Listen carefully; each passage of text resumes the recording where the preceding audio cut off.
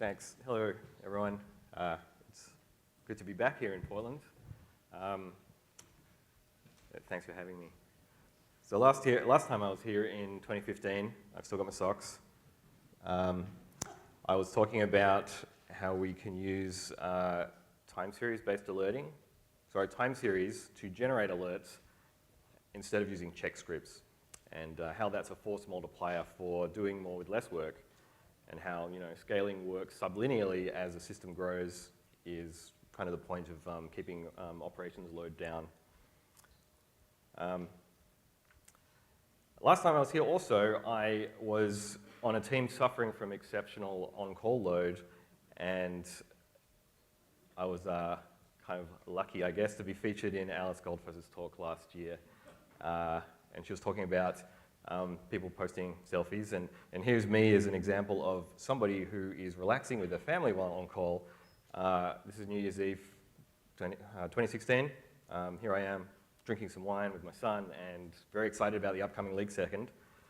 But this is a trick because what you're looking at here is somebody who's in the process of burning out and doesn't know about it yet.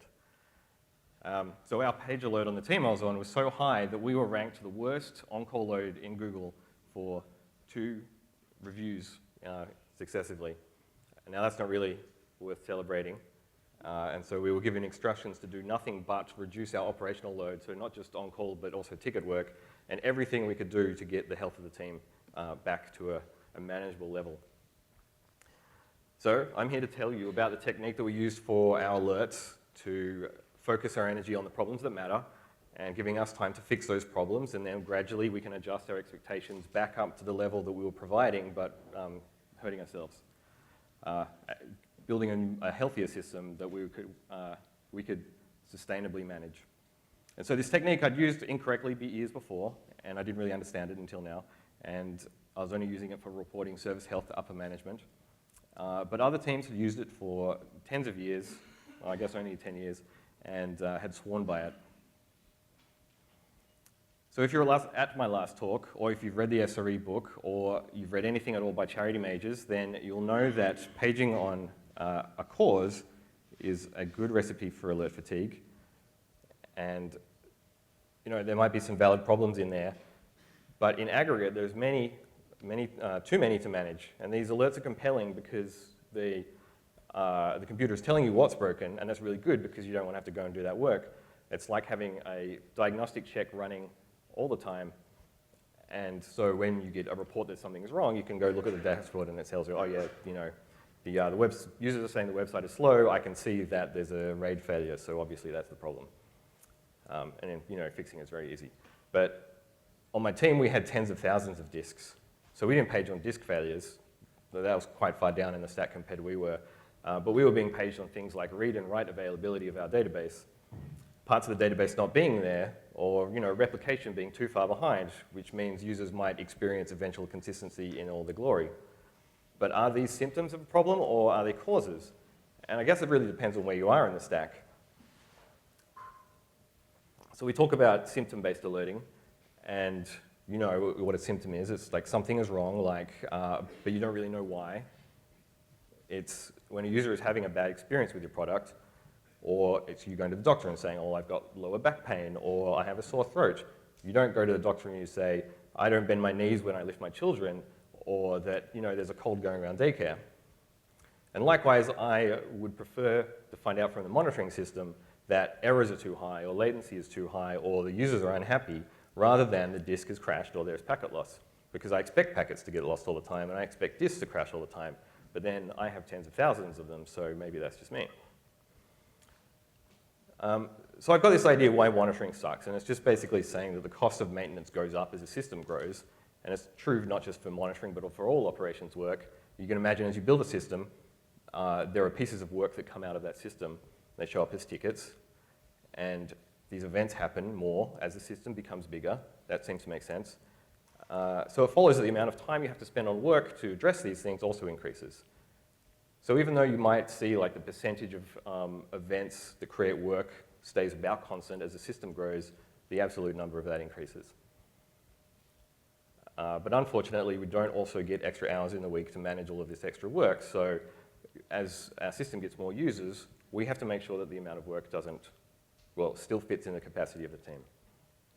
And within Google, the ops work needs to stay below 50% of the team's capacity so that we also have time to do long-lasting work to make that work disappear. Thanks to good practices like continuous delivery, the rate of change of our online systems is high enough that investing in the specialized diagnostics is a bad return on investment. Because these specializations become quickly obsolete or they become technical debt. So a bad diagnostic is like a bad test or a poorly designed API or some unnecessary tight coupling between independent parts. Is it there because the system, is it there because it's part of the functional spec of the system, or is it testing some implementation detail? So if you change the system, do you remember to remove the alert because it's no longer necessary? And removing obviously takes time as well. So as your system grows, you need to budget the time to delete these things and make sure that everyone is happy that these things are being deleted, because often these alerts stick around because nobody's really sure whether they are actually useful or not. And so people fear removing alerts because they're there for a reason. It helped at one point. But as you grow bigger, you end up having lots of debates about the validity of an alert. And so, maybe if you just don't build them in the first place, then we can avoid that problem. So I want to suggest that you can invest less in the automatic diagnostics of specific causes and reporting them all, and instead focus on alerting on very few set of expectations that actually matter to you, to your service, and to your users. And this small set of expectations should be about constant in size, so as the system grows, you don't have to change them. So you don't want to fan out by the number of disks or processors or data centers.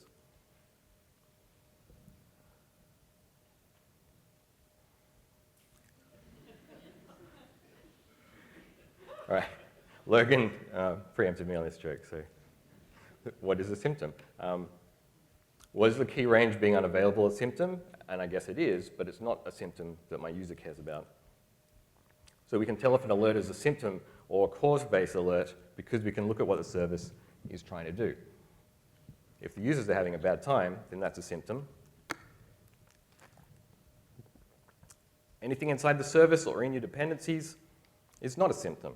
The users don't really care that the reason that part of the key space is unavailable right now is because of the queue depth of the RPC handlers on that server, and the users are not having a bad time right now, then I don't care either.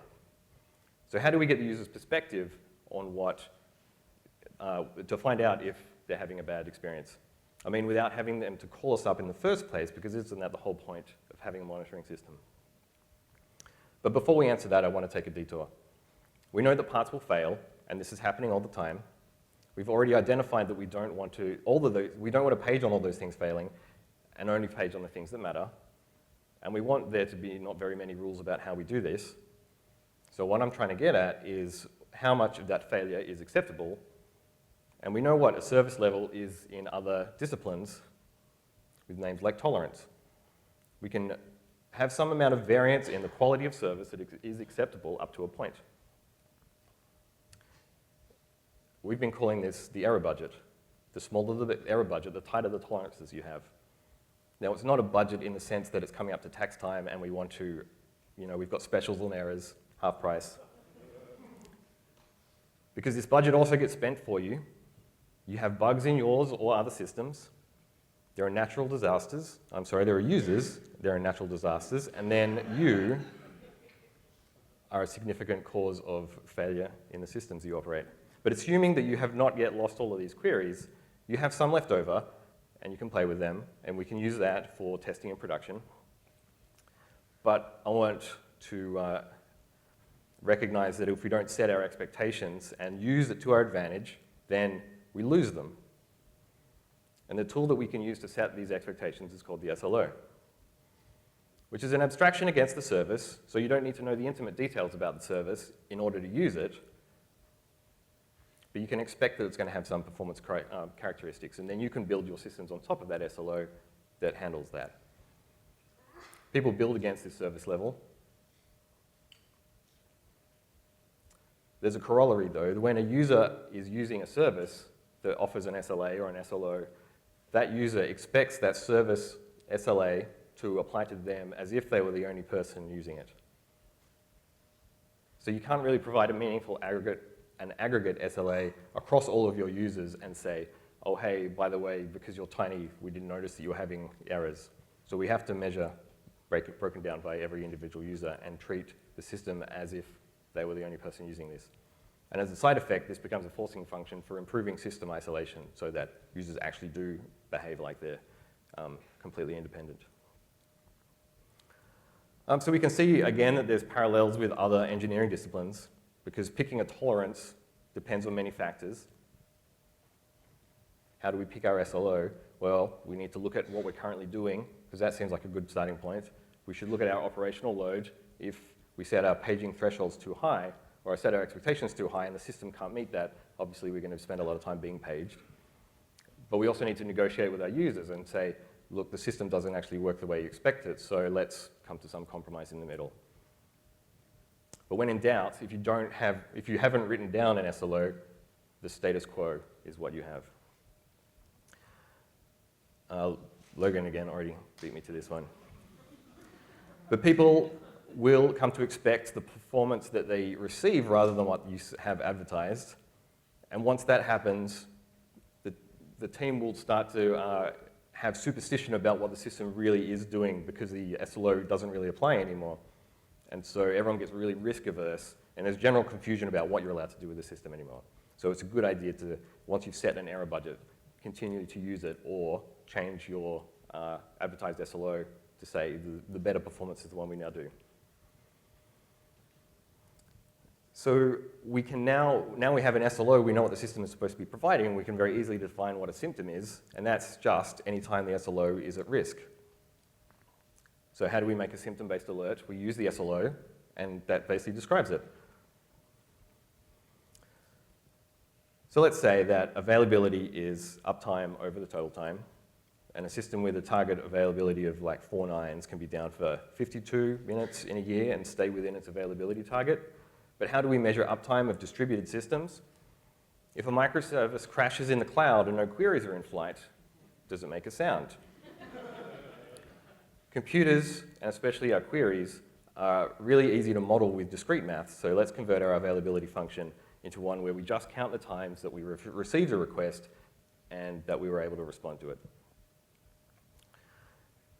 So we can serve, if we have a service that's doing 1 million queries per second, sorry, 1 million requests in a day with an availability target of 4 nines, we can serve up to 100 errors that day and still hit our target. It's really easy to do this now because we just put counters in the application and we count our response codes every time we got a request. And if you like, you break it down by user so that you know if the users are having a bad time. We can't do this external to the application with sampling-based methods because even though these are useful to know that the end-to-end functionality of a system is behaving, we can't see what's going on in between the samples. And in the most generous case, we can infer what's going on through interpolation between the sample points, but you can see that as query volume goes up, the sampling rate drops significantly. So let's measure it at the load balancer because if we lose part of the application itself, we lose those metrics. We don't know if we've sent a response yet. So we can measure at the load balancer the number of requests we got and add up all the responses from the application, compare them, and if there's a difference in the number, we can assume that we've lost some capacity and we're violating or in danger of violating the SLO. So this is very simple. You take your favorite time series monitoring system and you collect a metric and you measure that value over time and you report if the measure goes over the threshold. And that's basically it in pseudo-Prometheus rules. All the response codes that are not 200 over the last 10 seconds divided by the total number of responses. And if that goes over, what, 2 nines, I think? So we've said our error budget is 1%. Then if we exhaust that, fire an alert. Last time I was here, I talked about disk fullness alerts as an example of why paging on absolute thresholds or percentage-based things are not very good.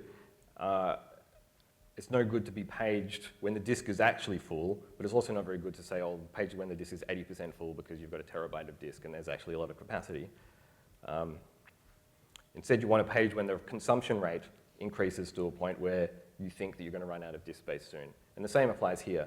We want to make an alert for the burn rate of an SLO, and if we look like we're going to exhaust our budget sooner than we expect, then fire an alert. So if we have a budget of 1%, like a 2.9 service, that does 1,000 queries per second, we have 10 queries per second to burn. But over a longer period, like a week or a month or a quarter, like the actual timescales you might advertise in SLO, the number of events and the tolerance for errors is much larger. So if we say that our SLO is measured over a week, then we have like a very large number of total queries received over that week on average, and we have 1% of them available over that entire week to use. So we want to make sure that we're not using up our errors faster than 10 per second on average, and then page. And then we can decide that we want to page if we need to take action within the next 24 hours, say. Because that seems like a reasonable amount of time to say this is an important enough thing that I want to page somebody about. And so if we measure the average error rate over longer periods, we can smooth out burstiness, of like instantaneous calculations and get like a flatter curve. So if we say it's the 15-minute average is going to use up the budget in the next 24 hours, then we should fire the alert.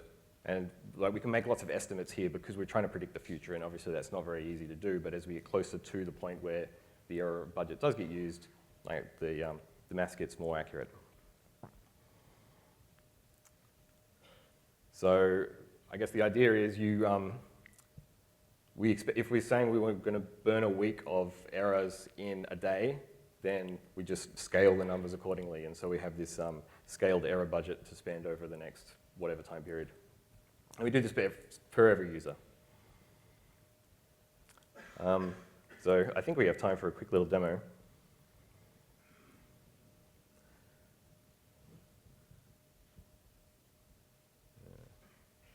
Exit full screen.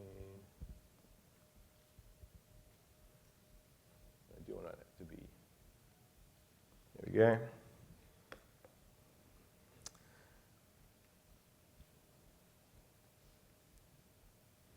All right, so I'm just sending some load against. I've got, I'll pull up the targets page. We've got a crappy little load balancer written in Go, and it's not crap because it's in Go, it's crap because I wrote it. And that just forwards round robin to 10 backends that just respond to the high URL with OK, or once every 100 queries, a 500 error. And so if you go and look at things like the current alerting rules, sorry, they're over here.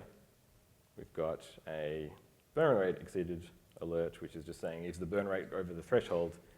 I can show you the actual rules here. Here we are, SLO. So we've got an error budget of 10%. The period of which the SLO is measured is like 30 minutes, and I want to page if that 30-minute is going to be burnt faster than the next 2 minutes. That's the burn period. Then some math to do some figuring out of stuff in some quite ugly Prometheus to make it work. But yeah, ultimately we can say is the, we can go have a look at what the burn rate is here in this graph. Let's go just over the last minute.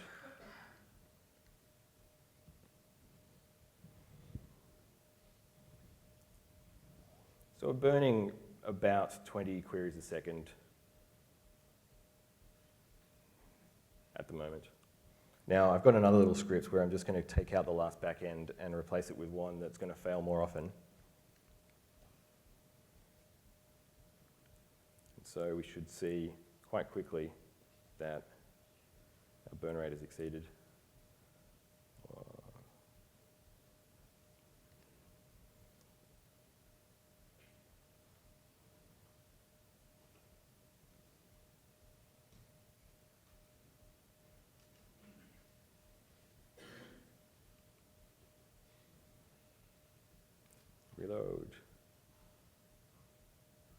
afraid to hit the reload button because I think it will reset everything. Oh. You know, I'm feeling like we're actually going to have one of those cases where the demo doesn't work. Yeah. All right, thanks. Thanks. All right. Well, this totally worked last night. Okay, let's go back to the talk.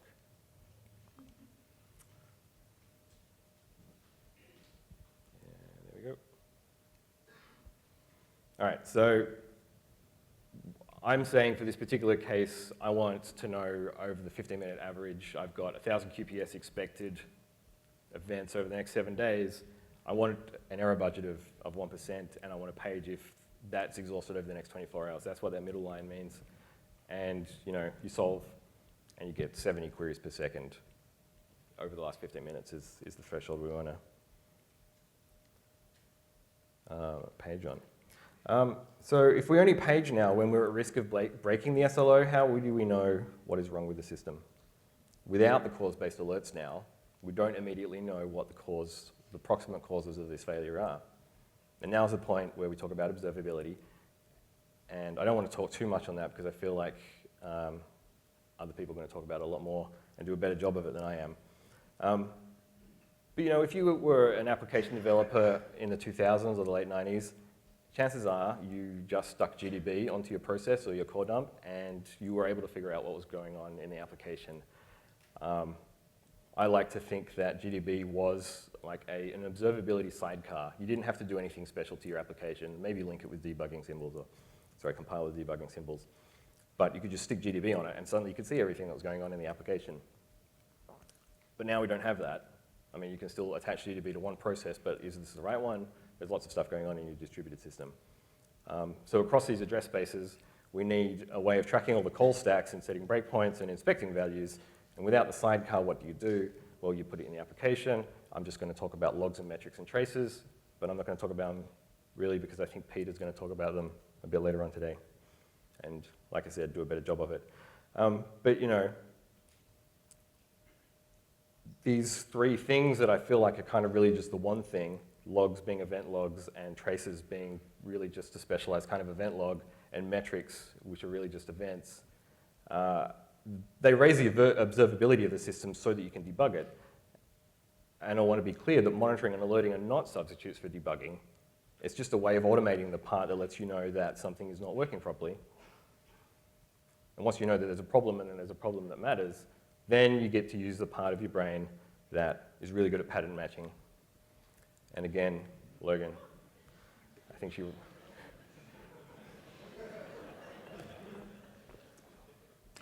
I feel like there's a lot of synergy going on there. So debugging tools is really what replaces cause-based alerts because there's always going to be the unknown unknowns, and if you spend time making a diagnostic alert for something you already know about, then it's like, as Charity says, you're fighting the last war. And like that doesn't help the cases where we don't yet know the cause, and we're going to have to do this work anyway for those situations. And once we start adding these alerts into the system, that creates a bunch of inertia in a system that could lead to technical debt. So if they really do protect expectations about the system, then they should be there. But if they're not supposed to be there, then skill up on using your own brain. Now I've got a caveat, which is, you know, if they're reusable because the cost of ongoing maintenance is quite low, then the returns are quite high. So for example, if you use a common RPC framework and you have a common alert that just says, for every RPC we could possibly send anywhere for every application, we've got one alert that tells us that, you know, the error rate is bad, then that's pretty useful because using that you can drill down and say, okay, there's a particular backend that is performing badly. But the caveat only applies if you don't have to do any work to maintain this thing. Now, if you've got existing cause-based alerts and you're a little bit panicky about getting rid of them because, you know, there's a lot of uncertainty about them, then that's fine. Just downgrade the severity of them so they don't page you anymore. You can keep them there, they can still go off, and if they're useful, they show up on a dashboard or there's a ticket about them, you can say, okay, great, we know what the problem is, this is a useful alert. But if they don't help, then you ultimately get rid of them. All right, so we had a quick recap of what SLOs and error budgets look like and my really convincing argument of why they're better than doing it any other way. I feel this is quite important because PagerDuty put out a report about operational team health, and that report says everybody gets paged all the time, too much, when they're asleep. And I don't want that to happen. So we did a quick walkthrough of just the maths going on and a bit of programming to make it happen.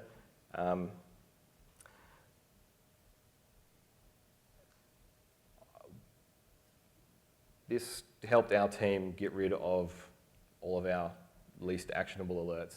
And we went from the worst team 2 years running to one that consistently meets the expectations of SRE, that we have no more than 2 alerts per shift.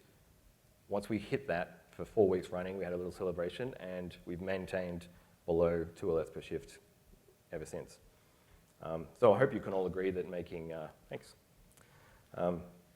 I hope you can all agree that making a symptom-based alert is easy and that it's useful. And it's useful no matter the size of your organization. I feel like that's, when I talk to people, that feels like a contentious issue. People say, well, I've only got 10 machines, so why would I want to do that? Okay, that's fine. But now that you know the answer when you hit the scaling points of how we're going to address this. So thanks very much for your time, and I hope to have a chat with some of you later.